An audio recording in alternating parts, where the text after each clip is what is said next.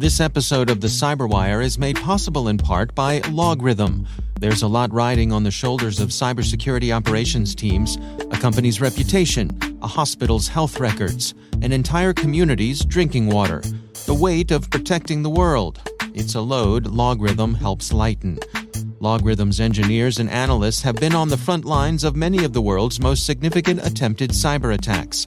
As allies in the fight, Logarithm helps busy and lean security operations teams close gaps in manpower, increase knowledge of new attacks and techniques, and save the day, day after day. Learn more at logarithm.com.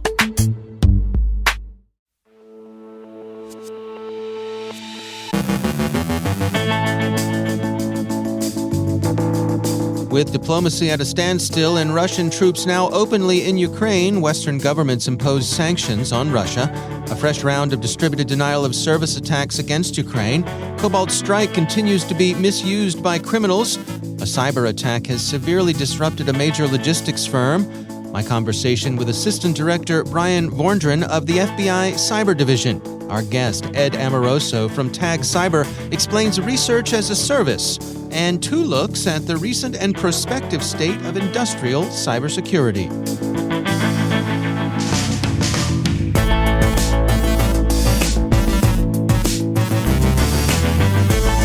From the CyberWire studios at Data Tribe, I'm Dave Bittner with your CyberWire summary for Wednesday, February 23rd, 2022.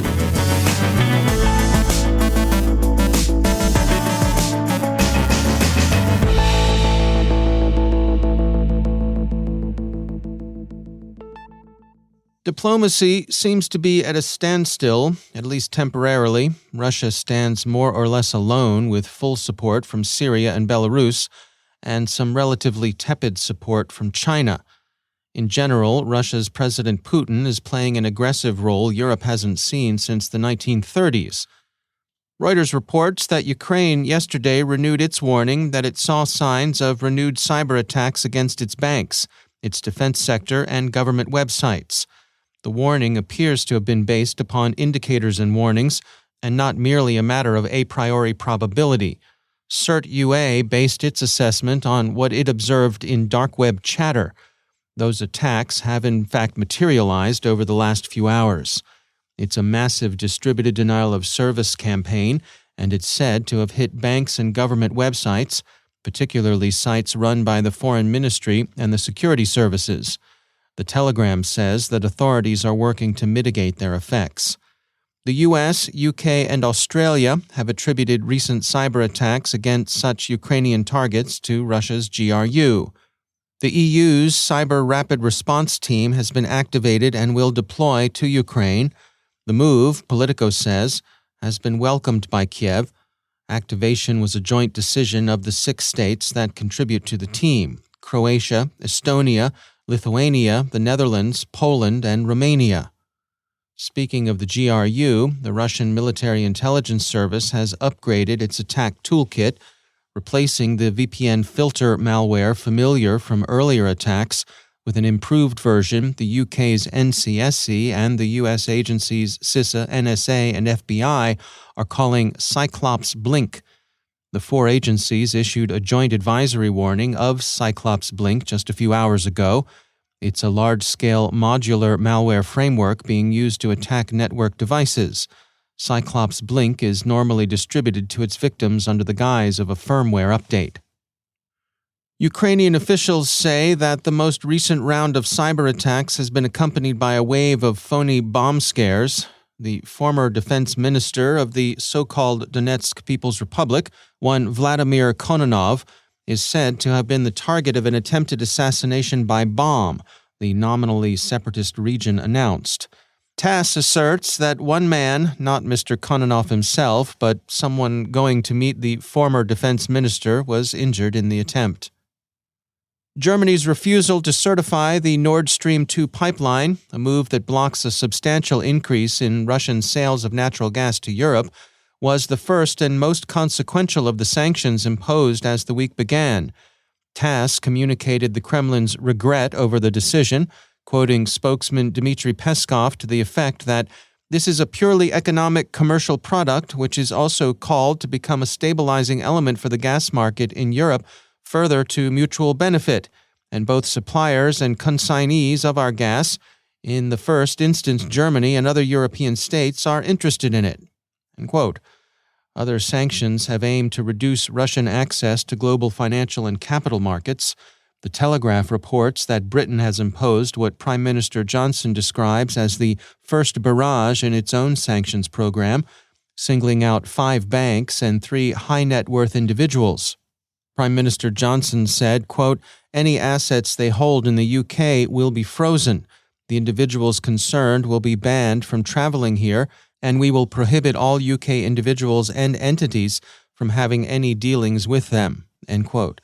He signaled that other sanctions are being held in reserve. Quote, "This is the first tranche, the first barrage of what we are prepared to do, and we hold further sanctions at readiness to be deployed alongside the United States and the European Union if the situation escalates still further."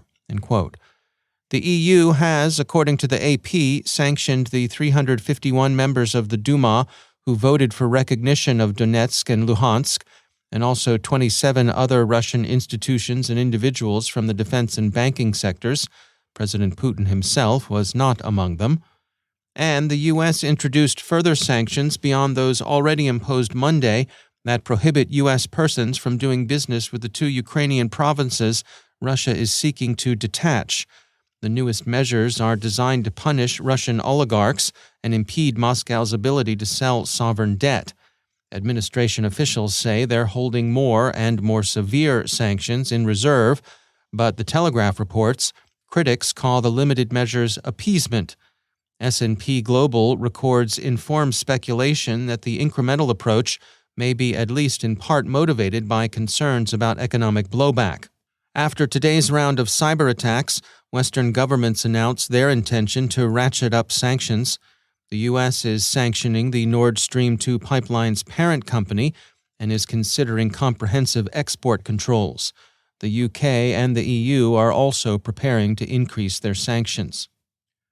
Moody's Investors Service has taken a look at the cyber implications of the crisis, which it sees as central to assessing credit quality. Its analysts have concluded that attacks on critical infrastructure are a high risk in terms of consequence, vulnerability, and likelihood. Quote, "Critical infrastructure is a likely target of cyber attacks amid ongoing Russia-Ukraine tensions for 2 reasons. First, the Russian government has a history of launching cyber attacks on critical infrastructure, according to a wide spectrum of cybersecurity experts. And second, these types of attacks are typically more damaging for a country than are attacks on other targets." End quote. The report explains the probable forms such attacks on critical infrastructure might take. Quote, "Ukraine has been a testing ground for Russia's cyber capabilities for at least the past decade, with critical infrastructure a frequent target. Critical infrastructure sectors include food and agriculture, energy, healthcare, emergency services, chemicals, dams, financial services, information technology, nuclear reactors, transportation systems, and water and wastewater systems." End quote. The report also sees NotPetya as providing an example of the way in which cyber attack would, in all likelihood, not remain confined to a specific geographical region. In the case of NotPetya, for example, large multinationals became channels through which malware delivered as the payload in a maliciously modified Ukrainian tax preparation software package spread well beyond the initial points of infestation. Not only were the multinationals themselves affected, but their customers were as well. Nor should businesses count on being able to transfer the risk of cyber attack to their insurance carriers. Cyber exclusion clauses are growing increasingly common. Cyber coverage has tended to migrate away from more traditional lines of coverage to cyber-specific policies, which generally offer lower coverage limits. Such policies now commonly have war or hostile action exclusions, and insurance associations have developed and shared model exclusion clauses. Criminals continue to misuse Cobalt Strike. OnLab reports that the tool is being distributed to vulnerable Microsoft SQL servers. Bleeping Computer explains that the legitimate penetration testing software package is attractive to the underworld because of its ready availability and extensive suite of capabilities, hence its widespread misuse. Operations at the major logistics firm Expeditors International have been disrupted by a cyber attack disclosed Sunday, and the Wall Street Journal reports that the company currently still has only a limited ability to conduct operations. There's speculation that the incident was a ransomware attack, but as ZDNet notes, the company won't confirm that. Dragos has released its 2021 ICS Cybersecurity Year in Review. It identifies new threat activity groups with a probable focus on ICS targets, and it also comments on the continuing expansion of the attack surface industrial organizations represent. One problem the report outlines is a widespread lack of visibility organizations have into their own systems. According to the report, 86% of organizations report limited to no visibility of ICS environments. And finally, IBM also sees a growing threat to industrial firms, specifically to those involved in manufacturing. They're particularly vulnerable to supply chain attacks, and they've recently been receiving unwelcome attention from ransomware gangs.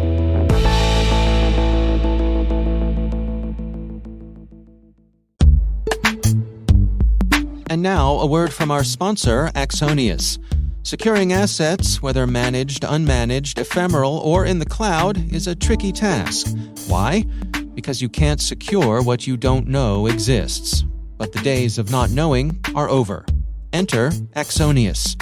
The Axonius Cybersecurity Asset Management Platform correlates asset data from existing solutions to provide an always up-to-date inventory, uncover gaps, and automate action.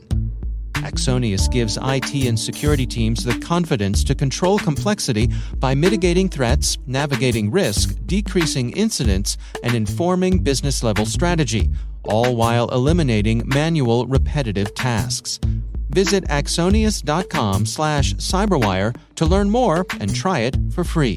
That's axonius.com/cyberwire. And we thank Axonius for sponsoring our show.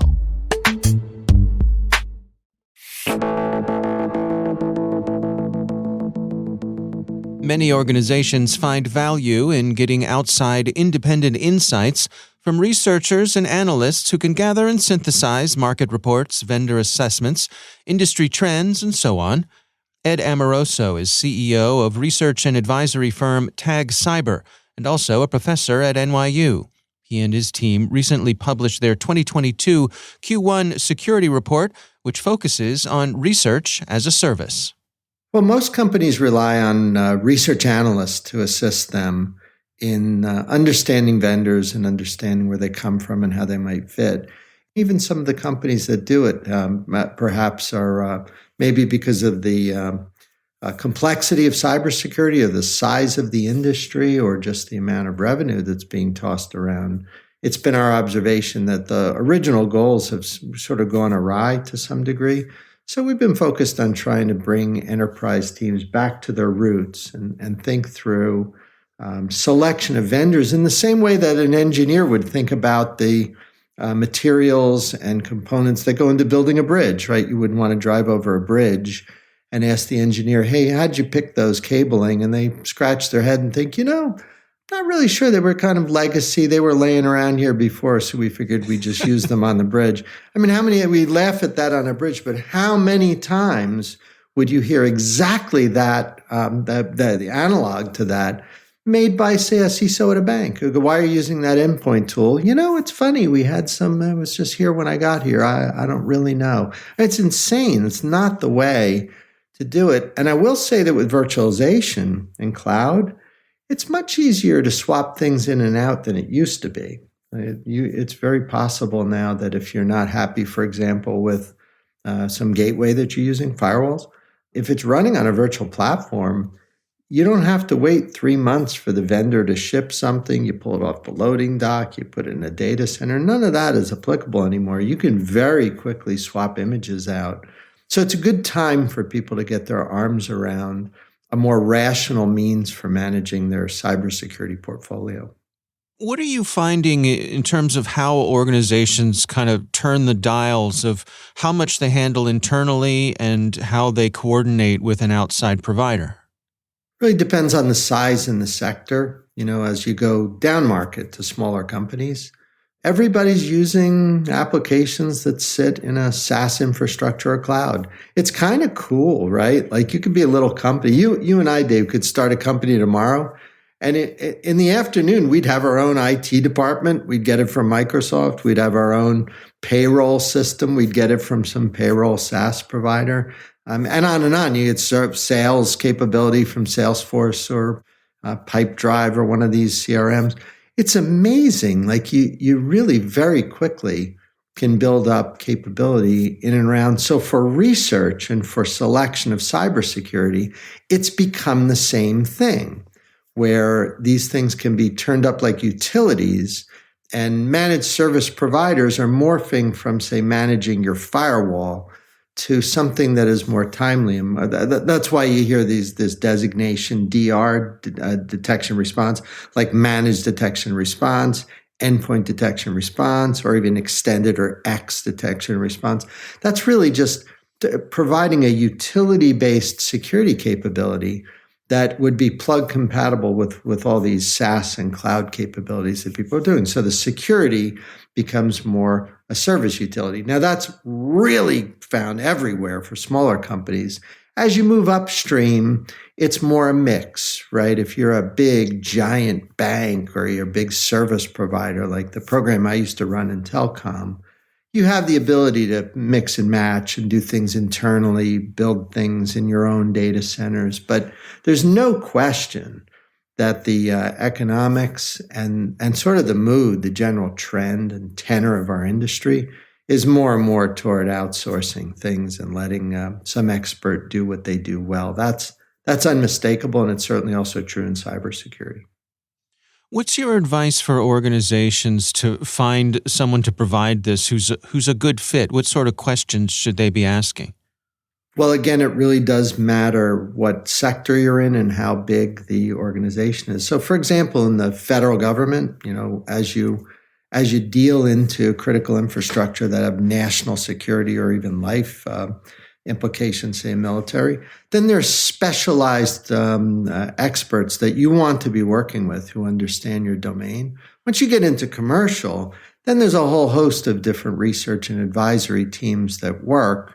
Obviously I'm pretty biased. I think we do a wonderful job, but there's a lot of smaller and bigger ones that work. If you're a vendor, then it's quite a decision to make, because if you jump in a little too soon with some of the larger research and advisory firms, you could be wasting your money. I'd rather see you hire an engineer than go pay $150,000 to be mentioned in a report. But at some point, the vending community can benefit from using these types of services. So I would say it really does vary. But if there's one bit of advice, I would say make sure that you don't waste your money. If you feel like it's a decision whether to hire engineers or go say get mentioned or use advisory services in a marketing capacity, much rather you hire the engineer. I think that's a better decision.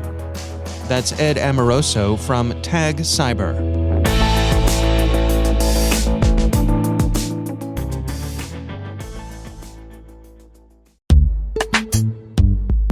And now, a word from our sponsor, LookingGlass Cyber, a global leader in cybersecurity. Cyber attacks in the financial sector are a growing global threat.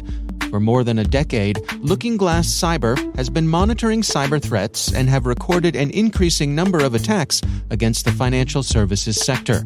Because of the data involved in financial transactions, breaches in this sector are having wide-ranging consequences. With continuous intelligent attack surface monitoring, security teams can understand what an adversary sees from the public-facing internet, the outside-in view, and prioritize what to work on first with threat intelligence. Gain a deeper understanding of your attack surface with context about the threat actors targeting your sector. Find out who's leveraging the holes in your attack surface. Access your complimentary copy of the Financial Services Threat Brief at lookingglasscyber.com/cyberwire. And we thank LookingGlass Cyber for sponsoring our show.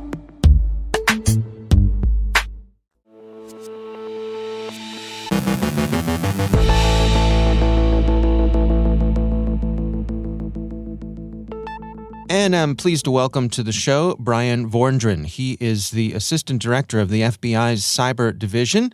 Mr. Vorndran, it's great to have you here on the CyberWire.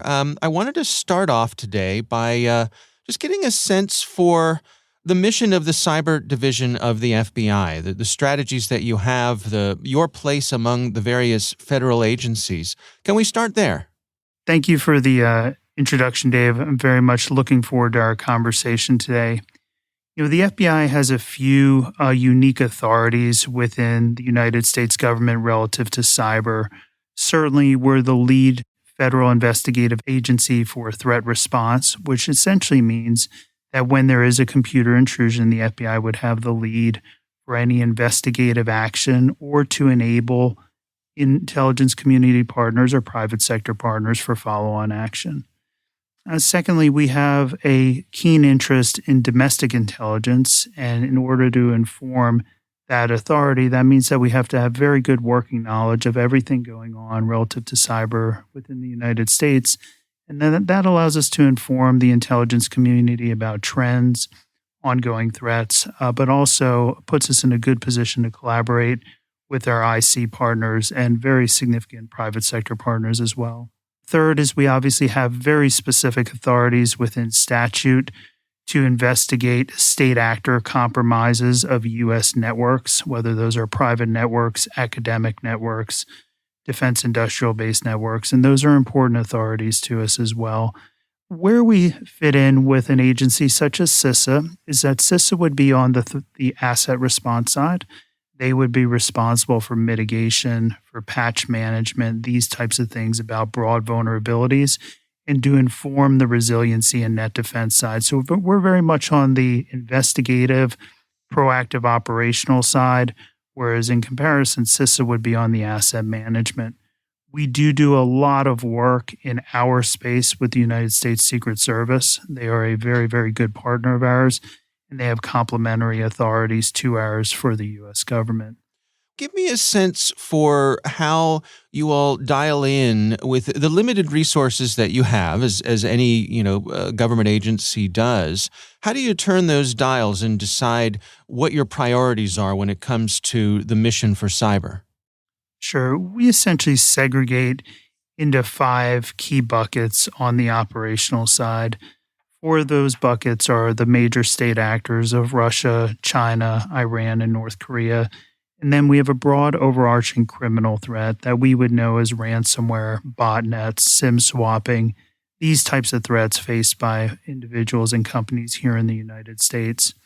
But in terms of priorities, those are very much at the state actor level as well as within the criminal space, decisions that are made within the interagency of the intelligence community based on available intelligence, but really guided by which state actors or which criminal groups are having the biggest impact and causing the most disruption and the most loss to organizations here in the United States. So that's a very, very focused answer about how we try to delineate our adversaries and how we try to prioritize against them. And what are the primary ways that people interact with the FBI? I mean, you have the IC3, which is a way for folks to report issues, but what are the major ways that those interactions take place? Sure. We have a few different mechanisms.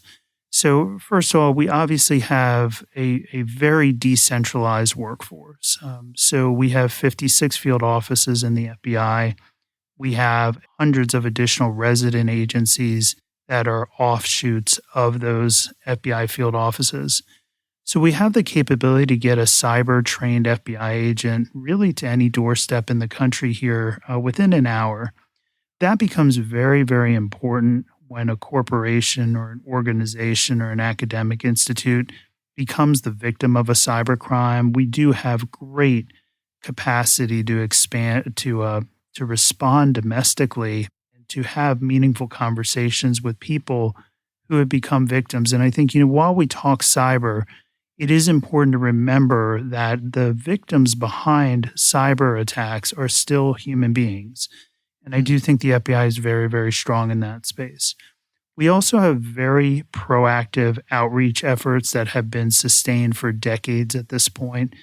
we have relationships with hundreds and probably thousands of organizations throughout this country and even abroad where there is a proactive, ongoing dialogue for exchange of information and intelligence related to cyber. That's a two-way flow of indicators of compromise, TTPs, other malware signatures, just to make sure that we are doing our best to stay in line with the threat and to keep channels of communication open.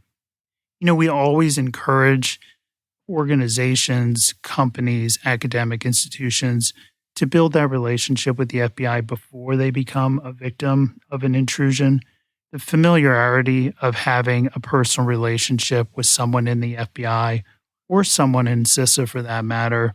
So we always make these recommendations of build those relationships now. You had mentioned IC3. IC3 is www.ic3.gov and is the primary intake for internet crimes for the FBI. That would cover online frauds such as romance scams. That would cover business email compromise, and it would cover traditional cyber intrusion reporting. And so that is a very, very key portal. On a weekly basis, that intake portal receives about 20,000 individual leads. So it's a very, very active portal for us.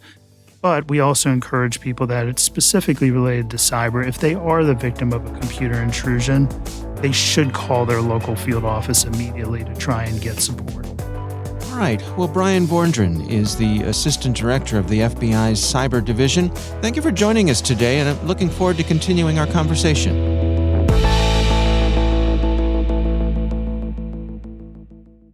Thanks to all of our sponsors for making this CyberWire possible, especially our supporting sponsor, Inky. Inky helps companies secure email using a cloud-based security platform that proactively and instantly scans inbound, internal, and outbound emails to eliminate phishing, account takeover, and data leaks.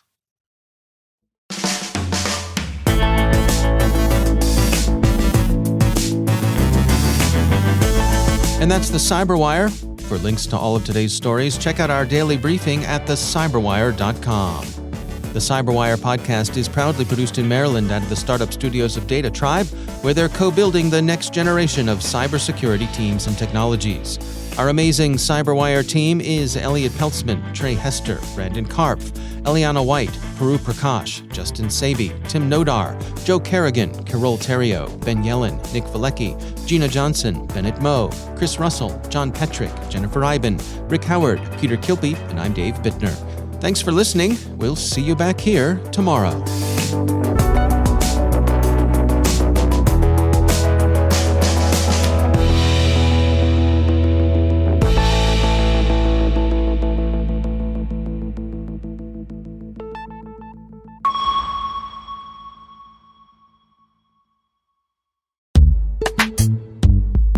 And now, a word from our sponsor, SpyCloud. SpyCloud constantly recovers and analyzes new data from the criminal underground, a realm packed with credentials, personal information, passwords, and customer information exposed in third-party data breaches, combo lists, and malware infections. With SpyCloud, you now have access to this data that historically has not been available and can take preventative efforts to defend your business against costly cyber attacks and hard-to-detect fraud that can negatively impact your bottom line and brand reputation. Visit spycloud.com/cyberwire to learn how to make recaptured data your best defense.